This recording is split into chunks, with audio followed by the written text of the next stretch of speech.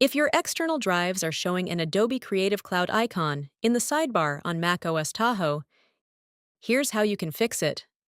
First, try restarting your Mac. A simple restart can often fix temporary issues like this.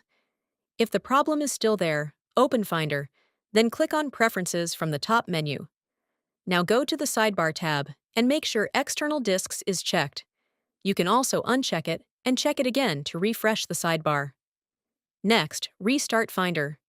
To do this, press Command plus Option plus Escape, select Finder, and click on Relaunch. If that doesn't fix it, disconnect your external drive. Wait a few seconds and plug it back in. You can also try using a different USB port. Another fix is to reset Finder preferences. This will remove any corrupted settings causing the wrong icon issue. Finally, make sure your Mac OS is fully updated with the latest patches. That's it! This is how you can fix the wrong Adobe Creative Cloud icon showing for external drives on macOS Tahoe. And that's it! Your Finder sidebar should now look normal again. Please like, subscribe, and hit the bell icon for more practical tips. Thanks for watching.